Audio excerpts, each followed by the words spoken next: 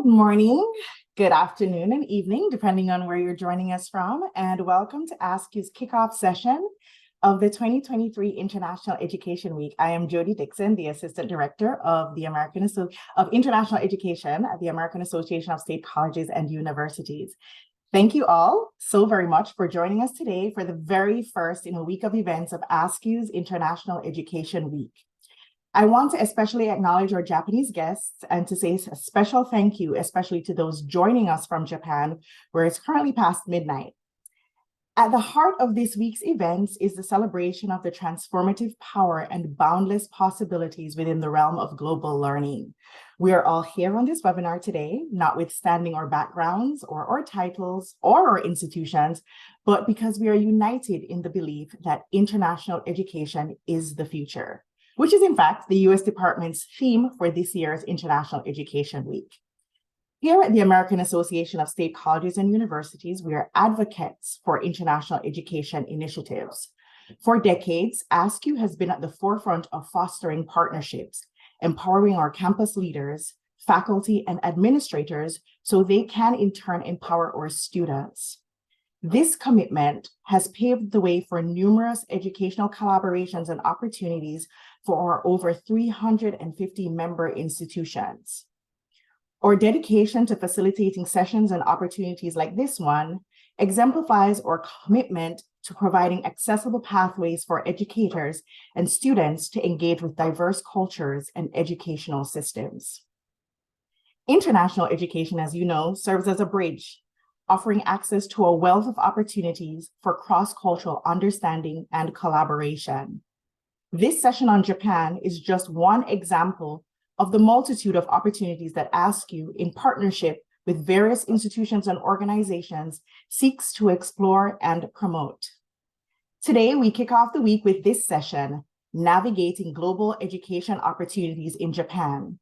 This session came out of the commitment of ASKU and the staff at the Embassy of Japan to provide a platform to explore and understand the vast opportunities Japan offers in the realm of international education.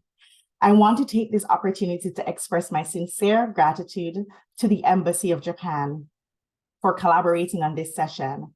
I have a personal connection to Japan and to the Embassy of Japan, as I was a participant on the Japan Exchange and Teaching Program, or the JET program. I lived in a rural town in Japan and taught at a public senior high school for 5 years. That experience is what introduced me to a world bigger than my island home of Jamaica and launched me into a career in international education. And so outside of my consistent commitment to the US-Japan community within Washington, D.C., this is like a full circle moment for me to be able to collaborate with the embassy in this way, especially while they're in the midst of the JET program application season.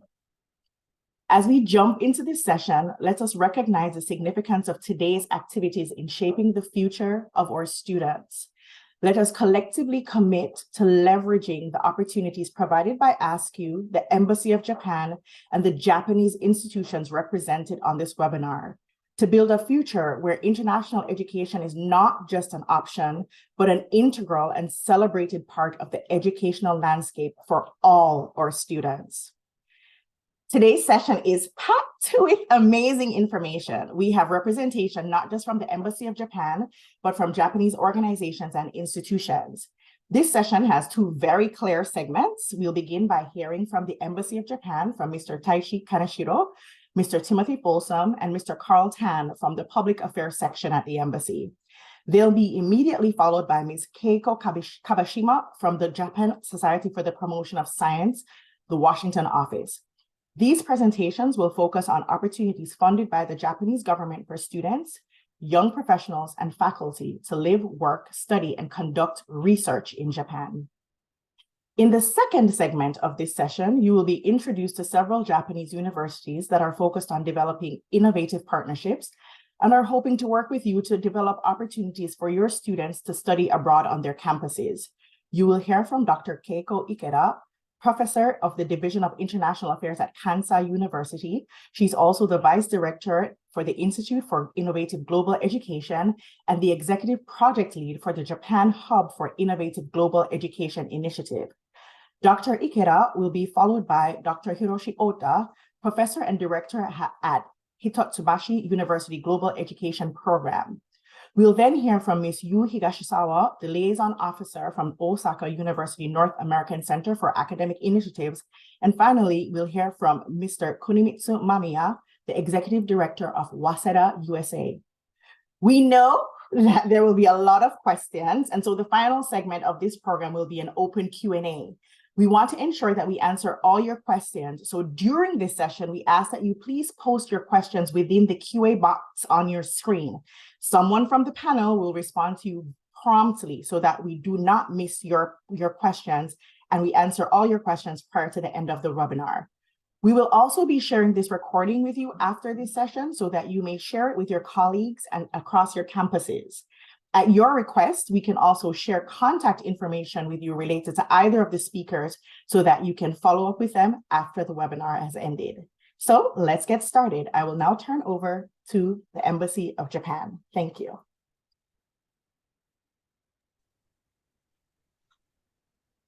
Hello, everyone. My name is Taichi Kaneshiro. As Jody introduced me, I'm an education counselor at the Embassy. And I'd like to thank Jody for this opportunity. And I also like to thank today's participants for your interest in working with Japanese universities and student exchange. First, I'd like to give you a general overview of studying in Japan. After that, my colleagues will explain about the Japanese government's MEXT scholarship and JET program. So move on to the next slide. Okay. So I know that many of you here today are involved in international education at universities. First and foremost, I'd like to state that Japan welcomes the acceptance of international students. The Japanese government has made the promotion of international student exchange one of its top policy priorities. And in April of this year, the Prime Minister Kishida set a goal of accepting 400,000 international students by 2033. The government is making every effort to achieve this goal by taking all possible measures. Next slide, please. Please make note of the following websites as they contain extensive information on studying in Japan and can serve as a valuable resource to both you and your students. The Embassy of Japan's website links to many helpful resources, including a variety of potential scholarship opportunities. And just so, another government agency also has a website designed to help understand the process of studying in Japan, including a university search tool. Next slide, please. As all of you are aware, the financial aspect is extremely important for students. Compared to US public universities, tuition at the Japanese national universities is about 1/3 of the price. I'd like to highlight that in the case of exchange programs, there is almost always no additional cost to inbound students to Japan. Next slide, please. Yes. This chart shows tuition fees for local students and international students in each country. Unlike in many other countries, Japanese universities charge the same tuition to both Japanese and international students. To provide another example, the Japanese government offered about $1,500 to students in need during the pandemic, including any international students who were studying in Japan at that time. Other countries have provided government support to domestic students, but I have never heard of another country providing support to international students as well. So I would say Japan clearly is supportive of international students. Next slide, please. Another attractive feature is a low cost of living. When I talk with many American students who visit the embassy, they all look surprised when I show this chart. In particular, many Japanese universities have student dormitories where rent is generally around only $200 per month and are also extremely safe. Another feature is that the premium for national health insurance in Japan is very low, and 70% of medical expenses are covered by the insurance. In any case, international students can feel safe and secure studying in Japan. Next slide, please. This slide shows the number of classes and programs offered in English. In response to the Japanese government's various initiatives to internationalize universities, the number of courses and programs offered in English have been increasing in recent years and is significantly higher than it was 10 years ago. In particular, there are about 100 undergraduate and 300 graduate degree programs offered entirely in English, allowing students to study without language barriers. Of course, many universities also offer Japanese language programs, making it possible for students to study Japanese while also specializing in a particular field of study in English. Next slide, please. Many universities also offer short-term programs. There are programs that specialize in Japanese language and culture, as well as programs that allow students to study specialized subjects in English while learning Japanese. So we urge you to introduce this website to students who wish to study abroad outside of other exchange programs. Next slide, please. Finally, I'd like to discuss employment, which is of the utmost interest of students. As you can see, the employment rate for university graduates in Japan remains about 90%. I guess almost 100%. In addition, the Japanese government is committed to increasing the percentage of foreign students who find employment in Japan after graduation. And the government has requested the company to provide diverse, fair, and equitable employment selection opportunities so that foreign students who are seeking employment will face no disadvantages. According to the results of survey of companies, the number of companies that are proactive in accepting international students has doubled, which is from the viewpoint of ensuring the diversity within the company. It is expected that opportunities for international students to find employment in Japan will continue to increase. And we encourage all students, whether they have studied abroad for a short period of time or pursuing a degree, to consider working in Japan as an option in the future. Next slide, please. This slide shows the result of a survey conducted by Association of Japanese Language Teachers to Japanese companies in the US regarding the type of human resources they are looking for. According to Japanese companies, Japanese language skills themselves are not essential, but rather cooperation, teamwork, and understanding of Japanese work culture learned through Japanese language study are important. These can also be developed through internships at Japanese companies and participation in the JET program. These qualities and abilities will be useful not only when working for Japanese companies, but also for US companies that do business with Japanese companies as customers and partners. At any rate, we believe that studying in Japan will greatly broaden the life choices of your students. In concluding, I would like to say one thing. Even if students have no previous Japanese language experience, they can learn Japanese from scratch by participating in a short program or exchange program. Learning Japanese will make their time studying abroad more enjoyable. And those who have already mastered Japanese to an extent will be able to further improve their skills and expand their career possibilities. So we look forward to meeting many American students in Japan. Now my colleagues will introduce the Japanese government scholarship and the JET program. Hello, my name is Tim Folsom. I'm the education coordinator at the Embassy of Japan. I'll briefly introduce a program called the MEXT Scholarship, which stands for the Ministry of Education, Culture, Sports, Science, and Technology. This is a full ride scholarship for US students to study in Japan, supported by the government of Japan. There are a few categories of scholarship available, but I'll focus on two that are applicable to undergraduate students. The first is the Research Student Scholarship. This is for anyone who completes their bachelor's degree and is looking to go on to do graduate level research and to earn a master's and or a PhD. The other is the Japanese Studies Scholarship. This is a one-year study abroad program for any US undergraduate students who are currently majoring in Japanese or Japanese studies. These scholarships provide tuition as well as airfare to Japan and then back to the US after the scholarship period is over, as well as a monthly stipend. And that monthly stipend is paid in yen, as you can see, and it is very much enough money to live comfortably in Japan so that students are able to focus on their studies without worry about finances. For the application, students would apply through their local consulate general. The application involves submission of a packet of application documents.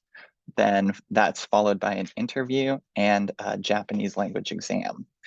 Once the applicant passes that first screening, all of the recommendations are sent from the consulate general or embassy to the Japanese government office in Tokyo for the second screening. And then the MEXT office in Tokyo matches the applicant with a school. And then once that is completed, the applicant would receive information from their school and would be able to begin their program, typically in the following year.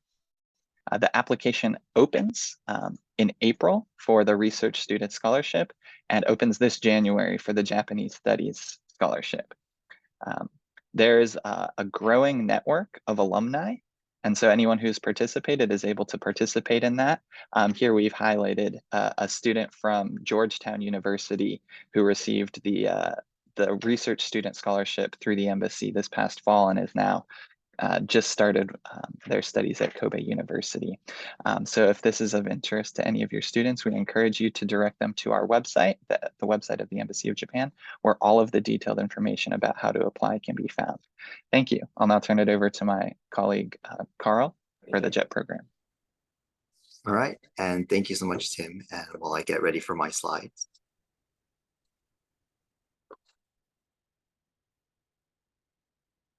Okay, well, hello everyone. Good morning, good afternoon, and good evening to wherever you are coming in from here. My name is Carl Tan, and I am one of two program directors here and program coordinators here at the Embassy of Japan for the JET program, which is the Japan Exchange and Teaching Program.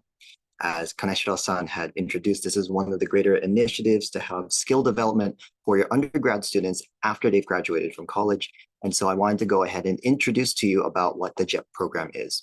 And just a little introduction about myself. I am a recent JET program participant. I had participated as an ALT or assistant language teacher, teaching English to elementary and junior high school students in Nagasaki Prefecture for 2 years. And so going in, what exactly is the JET program? So we are one of the world's largest English teaching programs and also sponsored by the Japanese government. We also have two mission statements that hold dear to what we believe in being an exchange program. First is that we want to increase mutual understanding between the people of Japan and the people of other nations. For us, JET Program USA is one of an international branch of many other programs from around the world for the larger group of the JET program itself. And we want to bring in a good cross-cultural and intercultural exchange between us as United States citizens and to the citizens of Japan. Our second mission statement from there is to promote international exchange between Japan and other countries at the grassroots level. From this point, we look into teaching English to Japan, which would be teaching students at elementary, middle school, or high school, and also going into working at tourism boards, boards of education as a CIR. And to transition into that point, we do have two different positions. As I've mentioned briefly, I was an ALT or an assistant language teacher, helping and teaching English at the elementary and middle school level. And we also offer the high school level as well, as Jody mentioned herself as a previous participant for 5 years in the program. We all come in to teach English and to help bring out a cultural exchange and to really introduce our own unique cultures within the program through teaching English and creating activities from there. The second that we offer in our position is the CIR, or the Coordinator for International Relations. These individuals help out in the government levels for local municipal governments, help out at tourism boards, or even working at the Board of Education to help promote international exchange initiatives, such as teaching English to local levels, helping out a city with promotion of tourism for foreign visitors coming in, or to help out with translation and interpretation for government officials at these government offices. And so this is a great way for many of your students to build up their skills if they're looking to come in Japan post-graduation and want to go and live in Japan from there. And so the last slide I'd like to talk to you is our simple points as to why you should consider JET and why we would hope for your students to definitely look into the program to be a part of the JET program. First, it was definitely a life-changing experience. For me and many other past previous participants, it has been something that enabled us to be immersed in the Japanese culture. For me, I had taught in 3 small islands, and I lived in the islands from there, and I've learned more about the local culture, the history, and even the local economic commerce, such as farming and fishing in the cities I've worked in. Secondly, it is, of course, what we say is a venture of a lifetime. For many of your students, especially once they've graduated, they want to go ahead and take a look into a professional development sphere, but also be immersed in a culture, which they would hopefully be loving for, which is the Japanese program from here. Our third point from there is that JETs are well supported. When you're coming into the JET program, as we are sponsored by the Japanese government, they will be a part of the national pension and also the national healthcare system. So they will be covered with a national healthcare, and they are also paid to be a participant in the program for teaching or to also be an interpreter through CIR position from there. And last but not least is that we do have an extensive network after your participation in JET. And so our alumni association is connected nationally here, and they are renowned with helping out many current and even graduate participants of the program to help with their career path, especially if you're looking towards international relations or even international education, as our theme is here today. And so this small portion of the JET program is what I have for you here. And I want to thank you all so much for listening. And of course, we hope for your students, if they are interested, they can contact us at the JET program office. And our website is www.jetprogramusa.com. So thank you so much.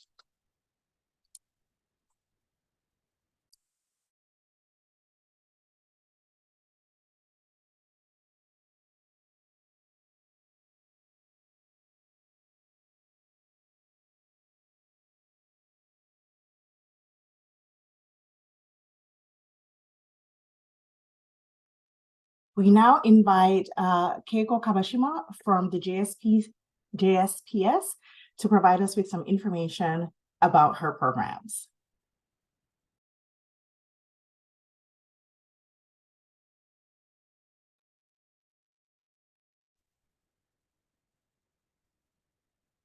Hello, everyone. Thank you for this great opportunity.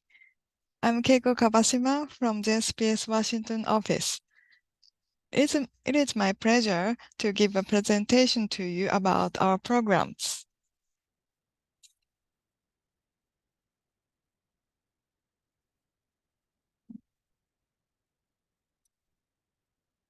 Here's the agenda for today.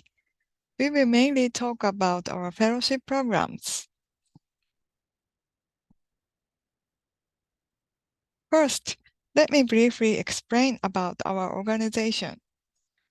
JSPS, which stands for Japan Society for the Promotion of Science, was established in 1932. It is a core funding agency that supports creative and pioneering research from basic to applied fields. And it covers all research fields, such as humanities, social sciences, and natural sciences. JSPS has 8 overseas offices and 2 research stations around the world, including 2 offices in the US.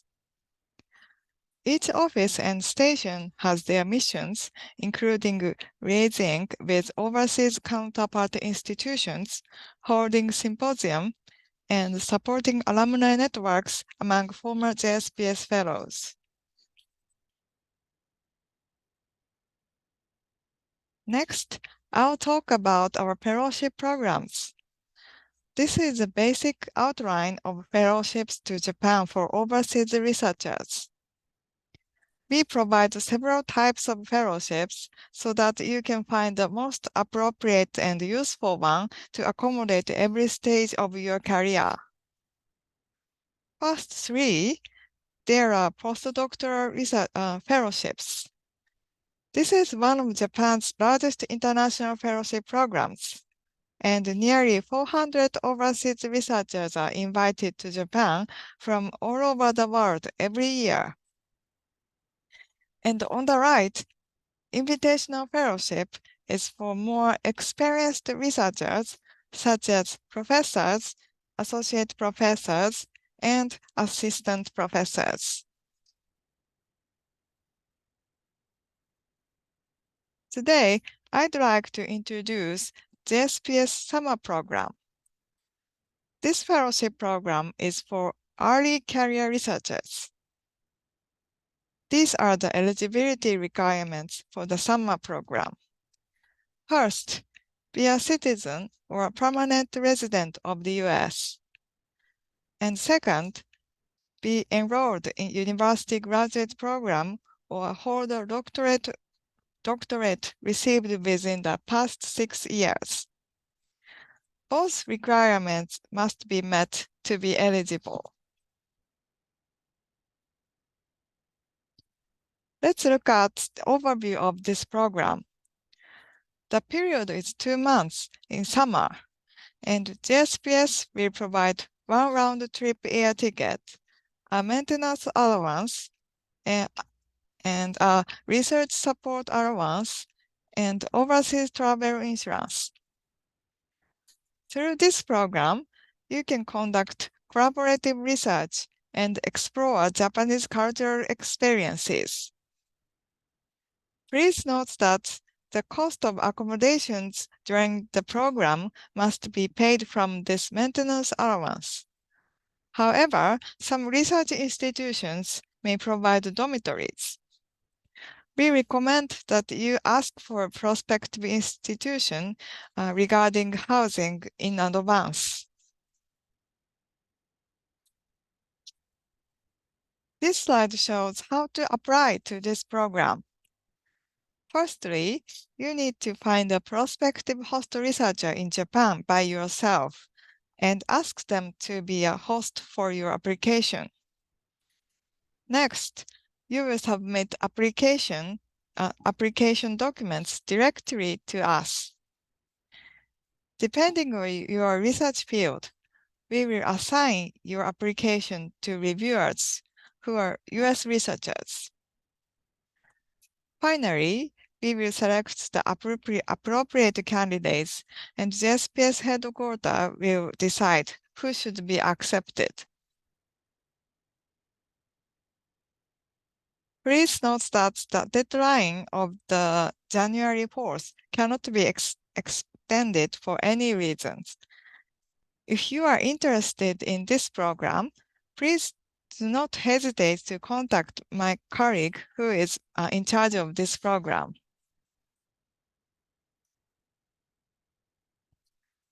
This is the end of my presentation. Here is our contact information, so please feel free to contact us. Thank you for your kind attention.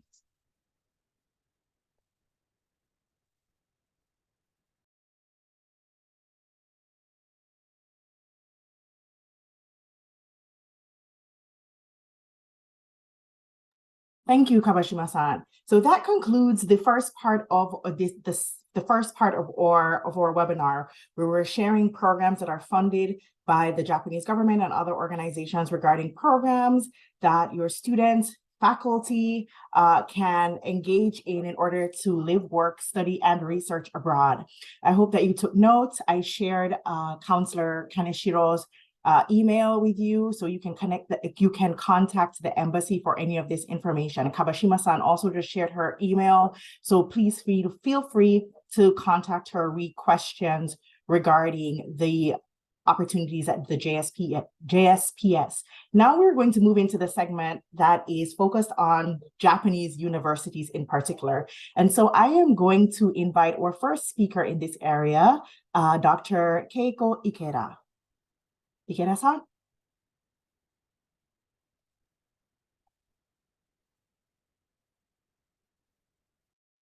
May I start? Yes, you may. Okay. All righty. I hope you can see my slide here. And let's get us started. Thank you, Jody-san, for the introduction. And then, hi, good morning, good afternoon, good evening to everybody. Greetings from midnight Japan.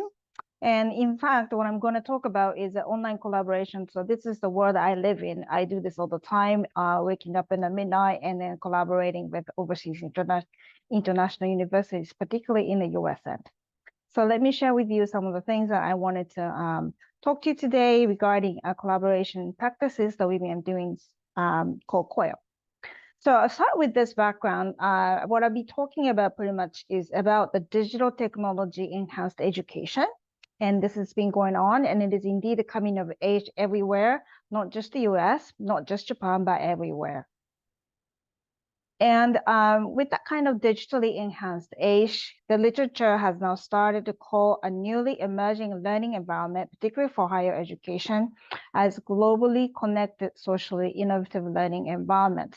This means that we're not just interested in digitizing education, but we're interested in humanizing the learning process in a digitally enhanced way. And this is the main thing I want to introduce you today. And this is what I promote at Kansai University and elsewhere as well. One of the ways to realize this globally connected, socially innovative learning environment is COIL, Collaborative Online International Learning, or virtual exchange. If you're encountering for this practice for the first time, or if you need a refresher, what it is and what is not COIL, I have the slide for you here. So COIL is not a replacement of the study abroad. It's not a MOOC. It's not a curriculum.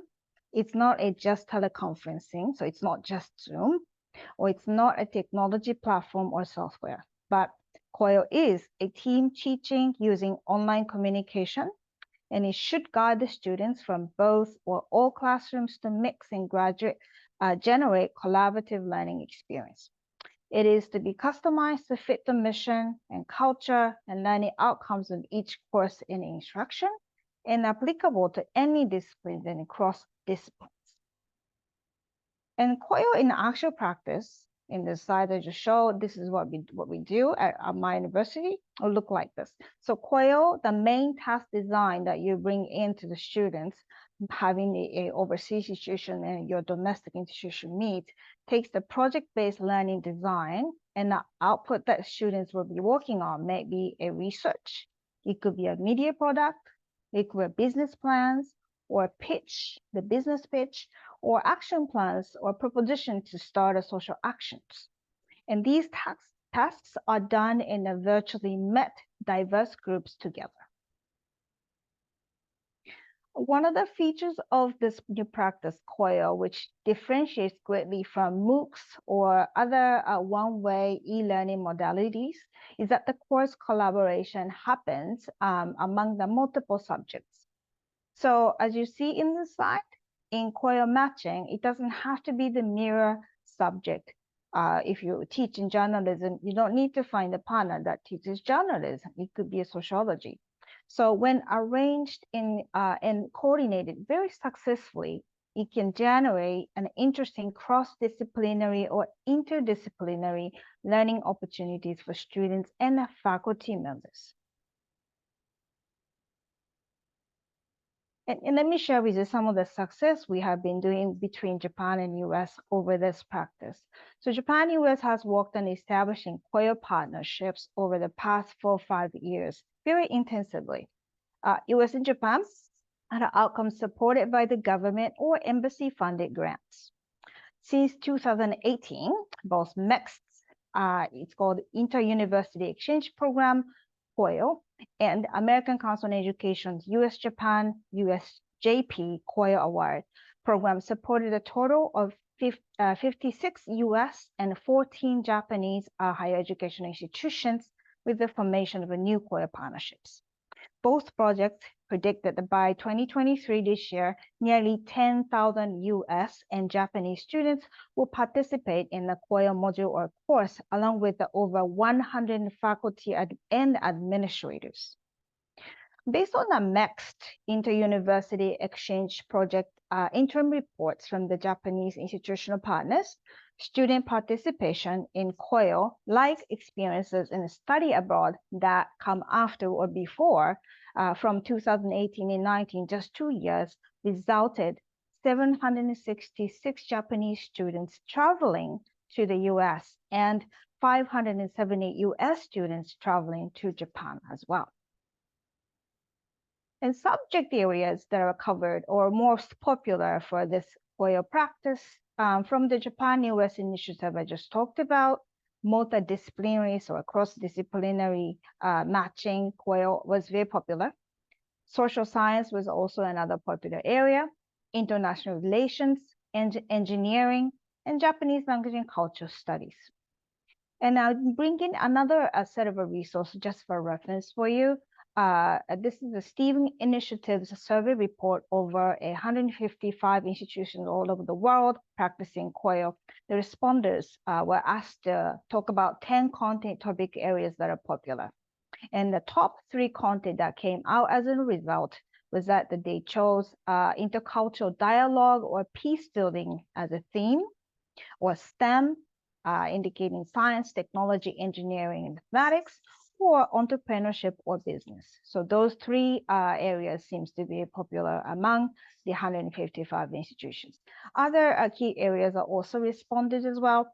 SDGs were very popular, tourism, human rights, social justice, media literacy, game design, cybercrime, climate change, and sustainability. So all different topics were chosen, and according to the what's happening in the world, the theme was chosen.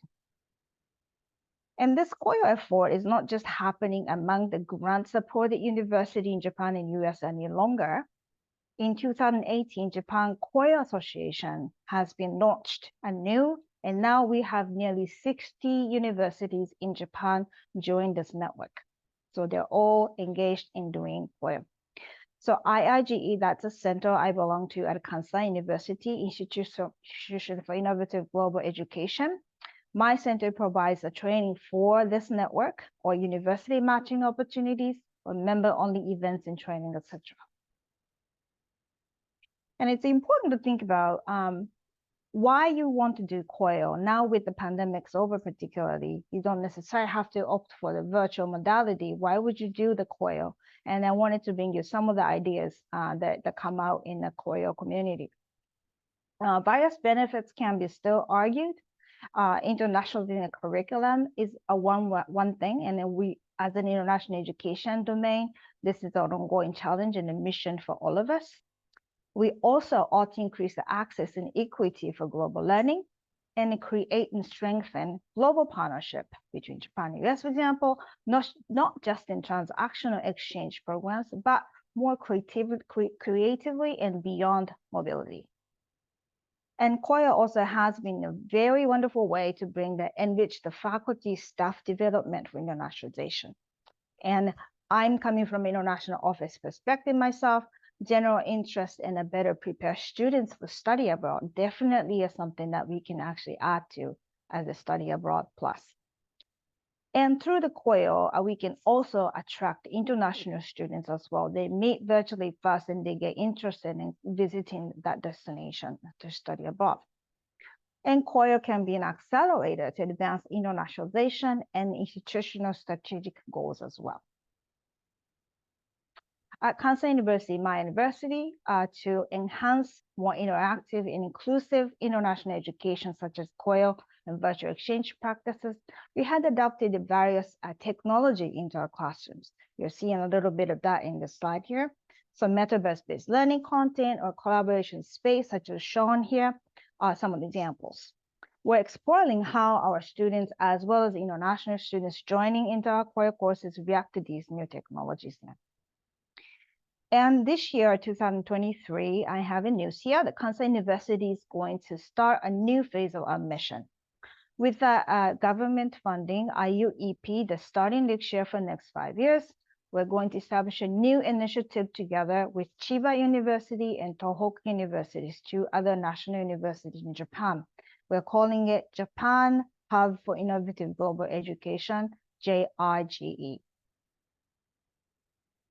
At IIGE, the center we have at Kansai University, we have done many of the things, and one of the things we call COIL Plus, combination of a COIL and a physical study abroad.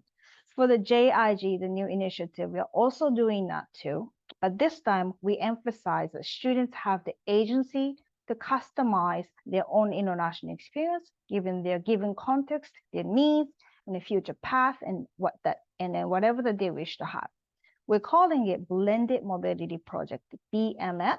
And a blended mobility is an educational concept of combining physical academic mobility, virtual mobility, and blended learning. We're going to build many multilateral COIL virtual exchange modules. The students can choose to join our experience. And all students from our local and international partner universities can join in any of the modules. By 2027, we expect that these modules are running all through the year in the different time zones.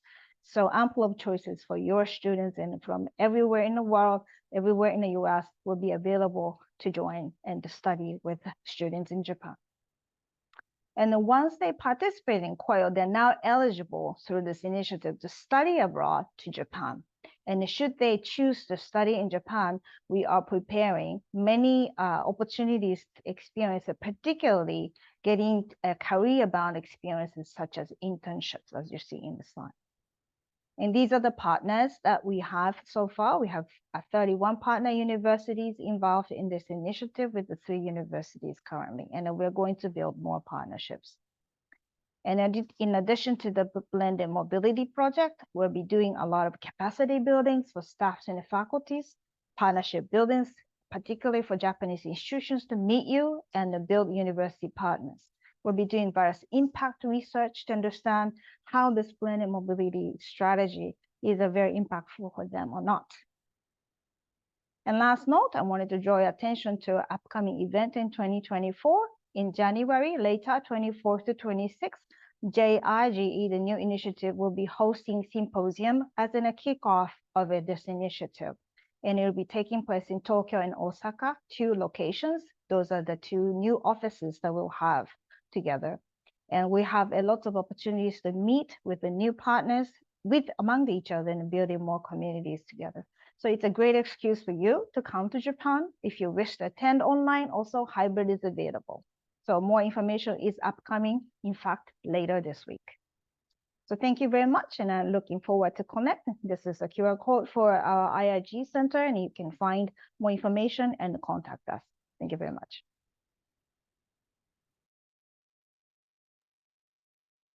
Thank you so very much, Ikeda-san. A lot of very good information, a lot of opportunities to collaborate there. I looked at your list of participating in institutions that you have partnerships with so far, and I saw quite a few Ask You institutions there. That might be an opportunity for us to collaborate even more, to maybe do something on best practices, so institutions that are interested in developing their COIL programs further can learn from their peer institutions on how to do so. So thank you again. We are going to move to our next speaker, Dr. Hiroshi Ota, who is a professor and director at Hitotsubashi University Global Education Program. Dr. Ota? Hi, and thank you for introduction. And it's nice. Thank you for having me today. I'm going to talk about English as a medium of instruction, is often called EMI courses, and International Student Exchange Program at Hitotsubashi University.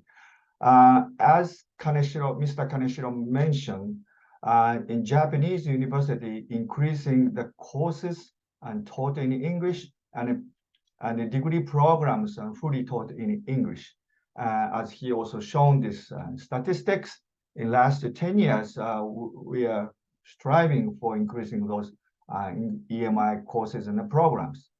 And today I'm going to talk about Hitotsubashi's case. It's not a degree granting program, but not just only some of courses are taught in English. We, Hitotsubashi or other Japanese university, as university-wide joint effort to increase the number of courses taught in English from gen ed to specialized courses. So this is just Hitotsubashi is one case of those Japanese university. So Hitotsubashi's case I'm going to talk about today is Hitotsubashi University. It's founded 1875 as a commercial training school, and I would say this is the oldest business school in Japan, and then one of the leading research national university in Japan for social sciences. And we have 3 campuses. We have a satellite campus downtown Tokyo, but our main campus is the Kunitachi. It takes about little less than 1 hour from the Tokyo station. And then also we have a Kodaira campus. This is the International Residence Hall. Then this is the kind of organization of Hitotsubashi University focusing on international education. We are increasing the number of international students. So as you can see, it's kind of unique at the national university. Nearly 15% of student body are international. And one of the important segment are exchange students from all over the world, from partner universities. So we started this EMI courses year 2010. So you can see the 2009, 2010. We started 2010 spring of this program. And then the exchange student, incoming exchange student number is increased quite a lot. And except that during the pandemic period. After pandemic, also now its number is growing up very rapidly. And then this is tells where the students come from. Our majority of exchange students are from Europe. So we want to promote our program to North American universities. Every semester about 185 or 80 to 190, but we want to have more exchange students every semester. And there are 4 reasons why Hitotsubashi: location, integrated residence halls, integrated EMI courses. Also, we have a bilingual internship program. So as you mentioned, the location is like this. We say it's the best of the both worlds. The study place main campus is a suburb in Tokyo, but it's quite close to the downtown Tokyo. And we have a residence hall, integrated residence hall, one of our campus. And as you can see, rent and the fees are very reasonable. And it takes about 20 minutes by bike ride. And room type is a 6 unit. Individual students have their own room, and they share the ways, the kitchen or bathroom or those things. But it's a quite nice place. And then also close to the main campus. And then HGP, Global Education Program, that started in 2010. We increased the number of courses taught in English. So now currently, our university in total only 6,000 students. The size of this university, we offer 120 courses in English is quite a lot. So this is of course open to the both Japanese and international students. And then also another good thing is Hitotsubashi University, all classes are very small size classes. And students are happy because most of the professors, they remember the student's name because class size is like 30 to 25, 30. I don't see many courses more than 50 students. And then also faculty member, they have various international backgrounds because once we offer courses in English, we can recruit faculty member, not only Japanese, and many people from all over the world. So that's a good thing for our program. So this is, for example, the Japanese and the world affairs courses also taught in English. This is, we encourage also, of course, the Japanese students take these courses with international students. Then our also exchange students going to our partner university, they take those courses for their preparation study abroad. And also specialized courses, our 4 main schools and faculties, business, economics, law, international relations, sociology, they offer the courses. And you can find the full list of the courses in this website. I can send this slide to everybody today participating in this event. Another thing I also have to mention, Japanese language courses we offer from introductory level to advanced level. Before 2010, Hitotsubashi University required Japanese language proficiency or learning experiences to apply for exchange student. But since 2010, we said you can study Japanese language at Hitotsubashi University. So Japanese language proficiency or Japanese language is not the requirement, but our content. And then we increase more courses for the introductory level. So many exchange students, they didn't study Japanese language before, but they come to Hitotsubashi and they start Japanese language learning from scratch. So also we have an internship program for bilingual, but that case we require JLPT N2 level and a minimum. Then this is offered in the summer in Japan. And then also admissions requirements, language proficiency. Language proficiency in either Japanese or English is required. English cases this one, Japanese you can see it, but it's a good thing for American university. This language requirement is waived for students from partner universities, English-speaking country. Even students are originally from China or Asia or any other country, as long as they are enrolled in American university as a full-time student, we don't require any language requirement. It's completely waived. But we are care for the GPA, so 2.7 or above on a 4.0 scale. So this is academic calendar. As you know, Japanese, we have university have a quite unique academic calendar. Spring, summer, it starts in April and it goes to the end of July. And then we revised our academic calendar, especially second semester. In the American sense, your first semester. We start in the semester early September, and then we'll finish basically the semester by the end of December. So many Japanese universities, they extend the second semester to January or even February, but we try to finish that one by the end of December. That is good for the student from North America and other parts of the world also.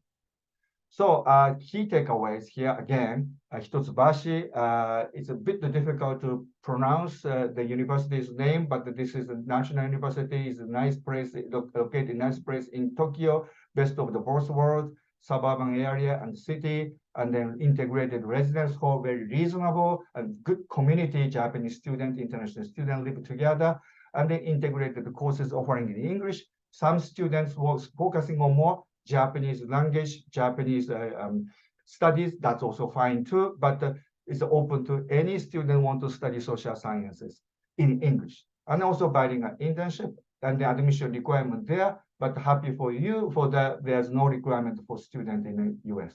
Thank you very much.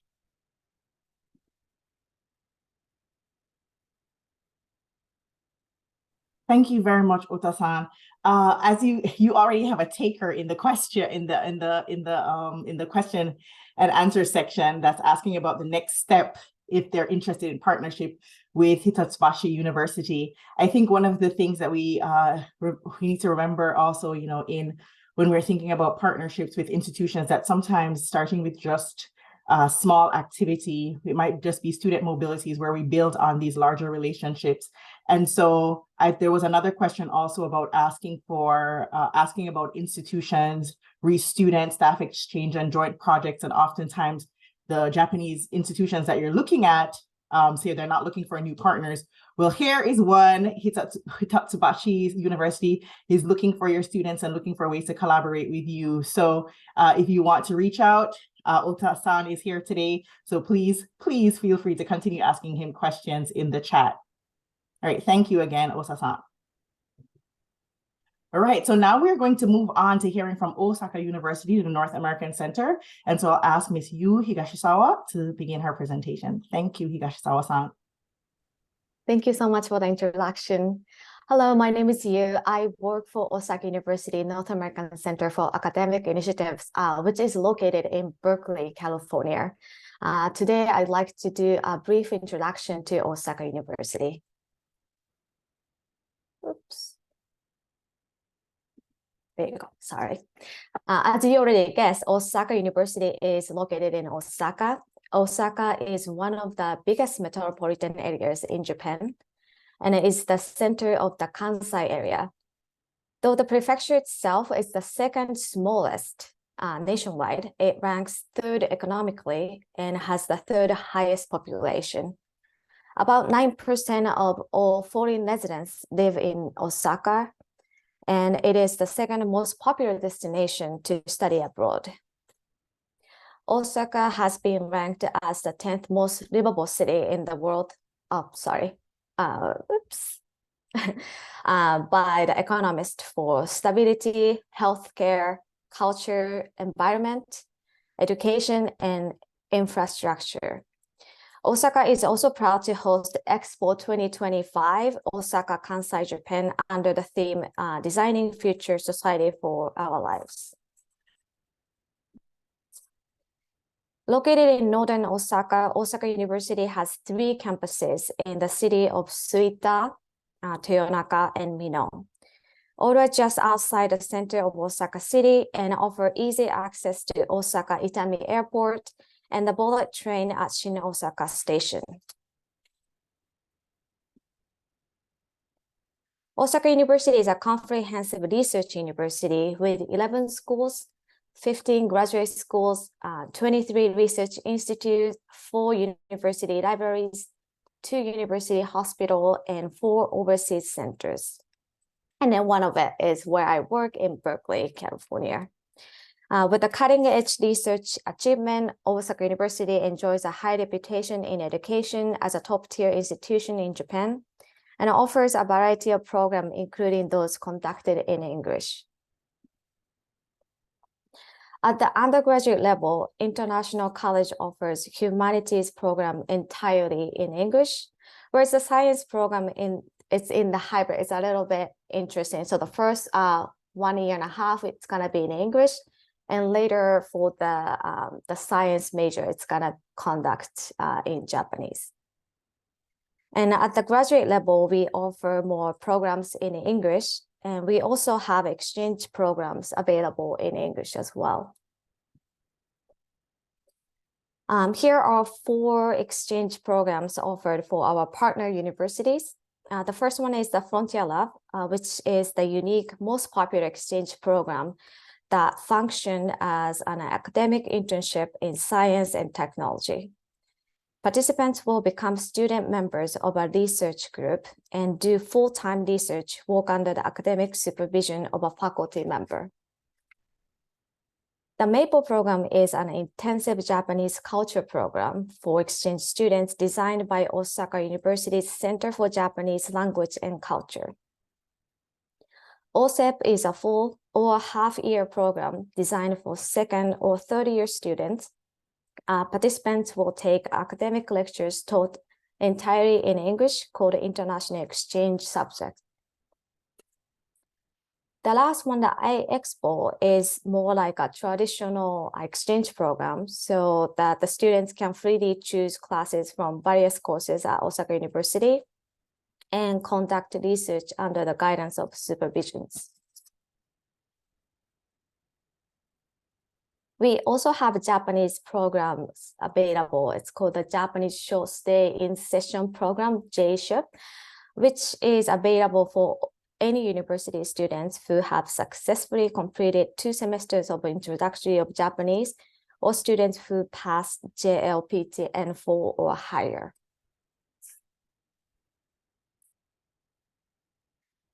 As Osaka University is a national university corporation, its tuition fees are relatively less expensive than private universities. I put the numbers in US dollars because I think it's gonna be a little bit easier for you guys to image. So there are differences in tuition between, there are no differences, the tuition for Japanese students and international students. And we also have several financial support programs. And as you can see, the tuition in Japan are really affordable. I was really curious. So today, like I live in Berkeley, the University Berkeley, the in-state tuition for a year is $10,000, whereas in Osaka, it's less than 4,000. And here is the breakdown of monthly cost of living in Japan. This is the national, so the national average is about $600 a month, which I cannot believe what we can afford in California. So it is really affordable. And so all your students can have a great time in Japan. And exchange students are strongly recommended to stay at the Global Village, which is one of our dormitories. The Global Village is an integrated facility with students' dormitories, staff housing, and mixed type living units where students from Japan and overseas can interact. And the monthly cost here is about $300. And thank you so much for your time. And here is my contact information. If you have any questions, please reach out to us. Thank you.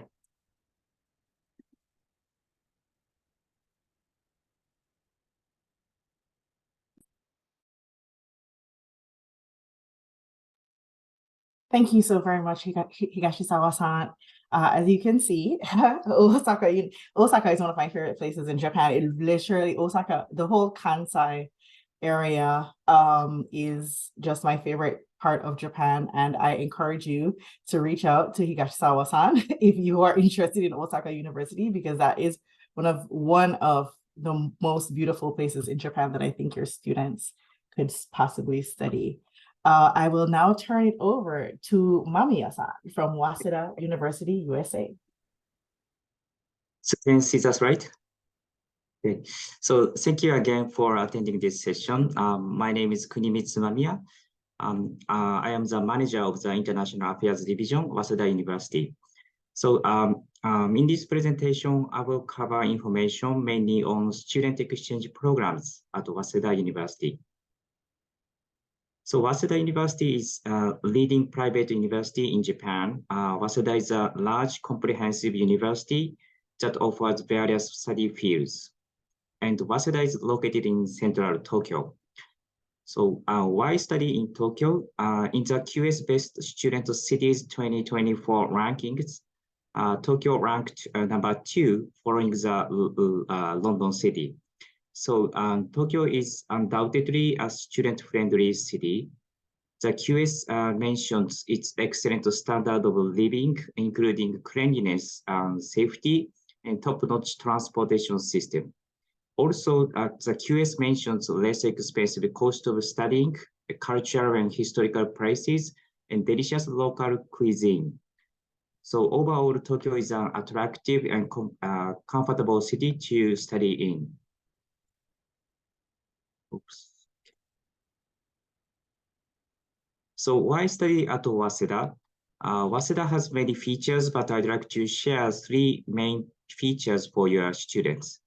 Number 1, Waseda has a huge global network with a lot of partner institutions in the world and a large international student population.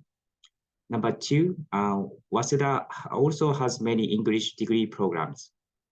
Number 3, Waseda is the 2nd largest university in Japan and produces a lot of talented graduates. This creates excellent opportunities for networking. So let's go over the details of each feature. So number 1, huge global network. Waseda has about 850 partnerships with leading institutions around the world.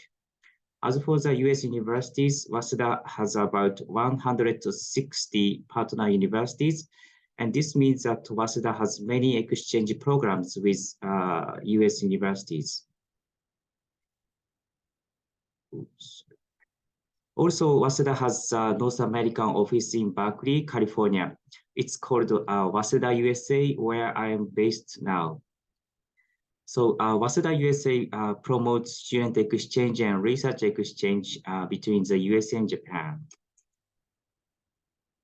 As for the international students, Waseda had more than 8,300 international students hailing from over 100 countries and regions from around the world. Most international students are from Asian countries, but we also have many students from the United States. The international students account for about 70% of the total student population. In the exchange program last year, Waseda sent 345 students to the US. On the other hand, Waseda accepted 257 international students from the US. This number is almost double compared to the year before the last.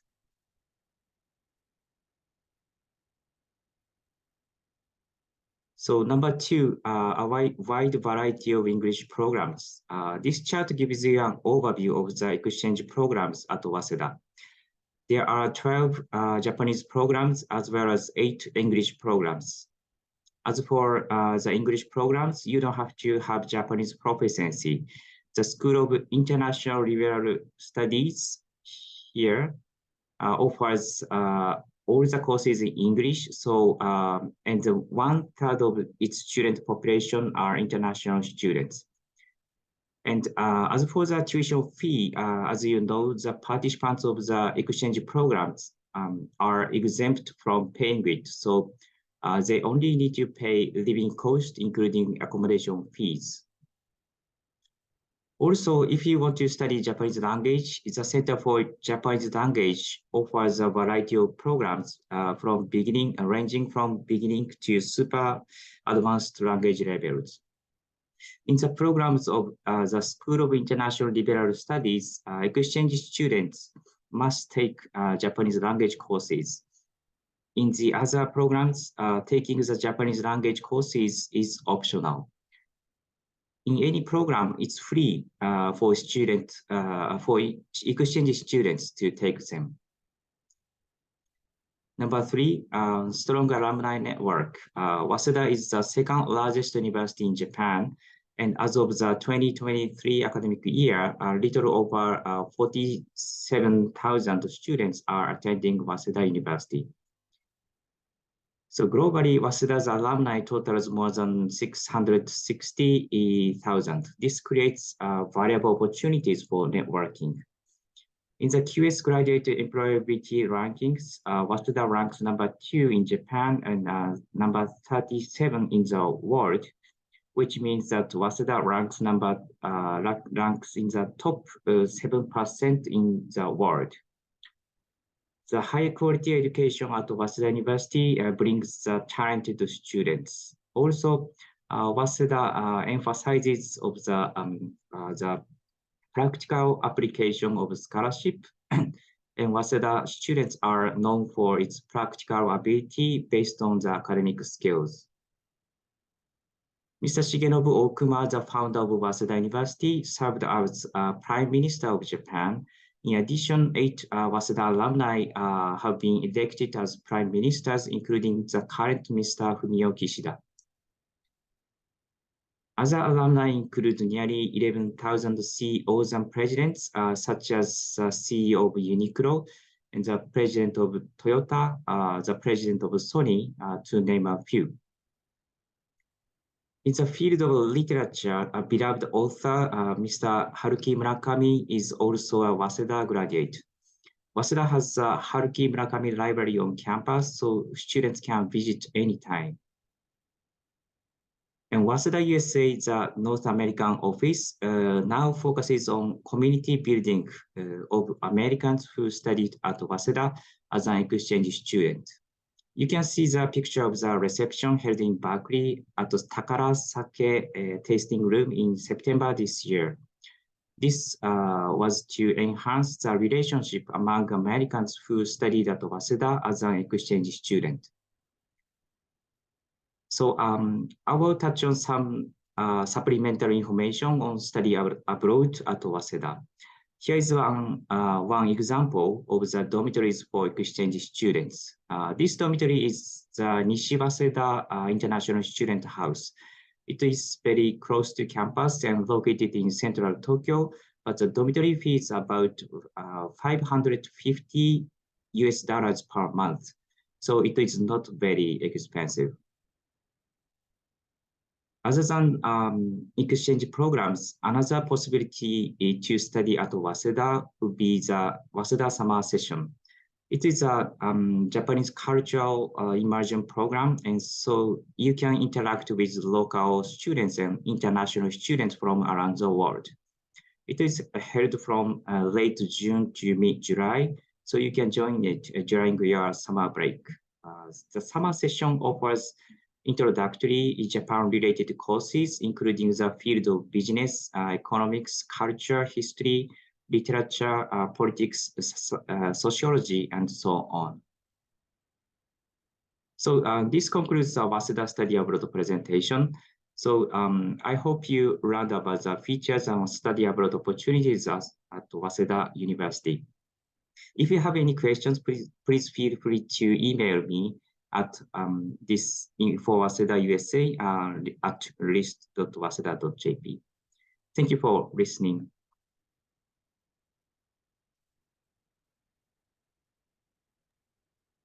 Thank you so very much, Mamiya-san. And I'll invite all of our speakers to return to the screen if they so choose. A lot of information has been shared today and a lot of questions have been answered. So if you've been following along in the Q&A section, you may have seen some of the questions that your peers or your colleagues have been asking. So feel free to look at some of those responses. And if you have any questions right now, feel free to just drop question as in the word question or a question mark in the chat box or in the Q&A box. We can take you off mute so that you can talk directly to any of the presenters today. And in the meantime, as you work on your questions, I want to say thank you to all of our speakers. Again, a lot of information was shared, and I know quite a few people who might be listening in, might be watching. One of the things when they think about engaging with a foreign country or sending their students overseas, it's very difficult because there's so many options, right? And if you're not very familiar with the culture or the education system, there might be questions around safety. And I will say that the reason we're having this particular webinar, which is endorsed by the Embassy of Japan, these institutions are on here having been invited by Kaneshiro-san. So these institutions are some of the best institutions, some of the best options that you could select for your students to have their Japanese educational experience. So I just wanted to echo that if you didn't get that from the presentations made today. While people are working on any additional questions that they might have, I do want to ask a question. So several of the institutions here they've spoken about their opportunities for students to study at their institutions. The cost of living is much less than the US, but in reality, some of our students might still struggle to pay for some of these costs, right? That is just it. A higher education to the majority of the population trying to attain a degree is still unattainable because of financial circumstances. And so earlier on in the beginning of the session, Timothy, you spoke about the MEXT scholarship. And so I want to ask either you or Kaneshiro-san, can the MEXT scholarship, the funding provided from the MEXT scholarship, be used to pay for study abroad at any of these institutions? So the MEXT scholarship is a process where the student applies through the embassy, and then the embassy makes the recommendations to MEXT in Japan, and then Japan matches the applicant based on their field of study with an appropriate university that is doing research in that area. So there are a number of universities in Japan that are accepting MEXT scholars. And I believe some of the universities here today are included in that list. Okay, thank you. Thank you for that. Okay, so I do have an additional question. Thank you so much for that, Tim. I do have an additional question, and this is because this question was asked quite a bit by several folks in the Q&A box. But if each of you, in terms of your own experience with partnerships, institutions sometimes in the US really struggle at forming new partnerships with Japanese universities. And so if you could share one or two tips from your university about what has been successful? What are some of the some tips that you would want to share with US counterparts interested in forming partnerships with you that would help them in creating successful partnerships with a Japanese university? If I could start with Ikeda-san. Sorry to put you on the spot. Well, I think each university has different strategies, but for us, just going back to the basic understanding of what partnership means, and it's not just about signing a MOU, the document and then handshake. That's not that. What is it that we want to do together? What is it that we want to bring to the students? We go back to that. And so one of the things we do, the online collaboration, is the resolution that came out of that kind of question. So we wanted to have a good enriched learning for the students. So let's bring it together. So that actually collaborated the many overseas institutions that want to be partnered with us. So start with what we want to do was helpful for us to actually get going and finding partners. And it was for our partners also to find that to be an easy step in to building a partnership. After that, we can have a form of building a partnership as well. It's just one example that come from my university. Thank you, Ikeda-san. Anybody else want to chime in from any of the other universities? Ota-san, you're on mute. Okay, may I say something more about it? Yes, okay. Please. So, yes, we received the offers or requests or some proposal to be a partner of Hitotsubashi University. So that case, we would say that if your institution have Japanese study, Asian studies, something like this, it's more advantage, definitely, because it's then beyond the student exchange. We can do more research collaboration, or like Hitotsubashi, research incentive university, intensive university. We also want to have more research collaboration or postdoc or a doctoral student want to go abroad. So that is one thing. And then also Hitotsubashi's case, our business school is now AACSB recognition, AACSB the member. So that case is this framework AACSB. Your business school has also AACSB the member. That will those is very helpful. Thank you. Thank you very much, Osa-san. Any final comments, read this question from any of the other panelists? Okay, no problem. We have questions in the chat. So we have a question. And this is for all universities. I'm going to open this up to all universities. It was just responded to, I think, from Osaka University.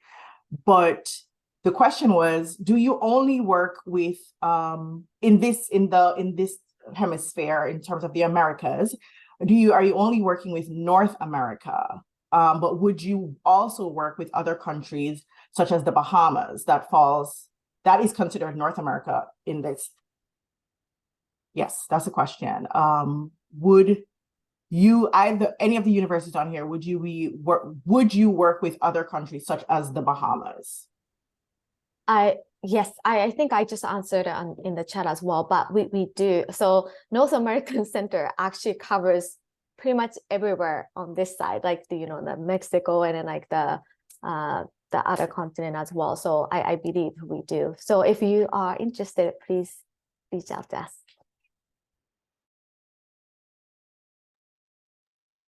So the situation is the same for Waseda USA. Waseda USA office is located in Berkeley. Actually, it's very close to Osaka University's office. So yeah, we cover mainly the US, but also Canada and other countries. So yeah, our business covers all the North American area. Thank you. This is also wonderful for ASKU as an association to know, because University of Bahamas is on this call because they are a member of ASKU. So we also are just not focused on continental US. We have members in Guam, some of our members in Hawaii. We also have members in Puerto Rico, of course, and then we also have members in Mexico and Canada. So our outreach when we engage with our members are going to all of these different campuses in these different areas. So I'm very happy to hear that.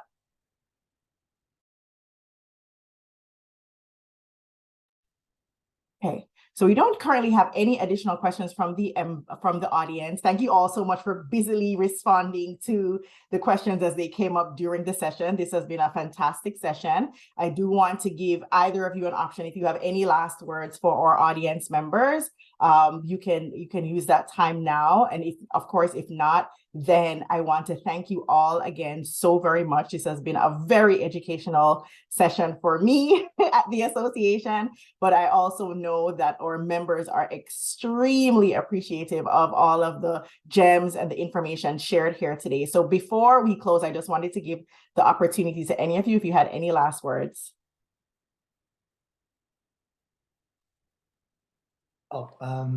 I'm hoping that all of you today are able to get an image what studying in Japan look like. So thanks again, Jody. Without you, this webinar wouldn't have been possible. Thank you so much. Thank you all so very much. And if that is it, I want to thank you all again for making the very first session of our International Education Week of events a successful one. I am now excited for the remainder of our sessions this week. It's just day one, so this is great. I'm now energized to keep going for the next 4 days. I hope that you on your respective campuses, in your respective roles and areas will have a fantastic International Education Week. We had asked you continue to find, we will work at continue to find ways to support you, to convene individuals like the individuals on this webinar to assist you with expanding opportunities for your students' global educational goals. And again, I thank you to the Embassy of Japan. I thank you to everyone else on this call from all of your respective institutions. I look forward to possibly partnering with you in the future. Have a wonderful International Education Week. Thank you. Thank you.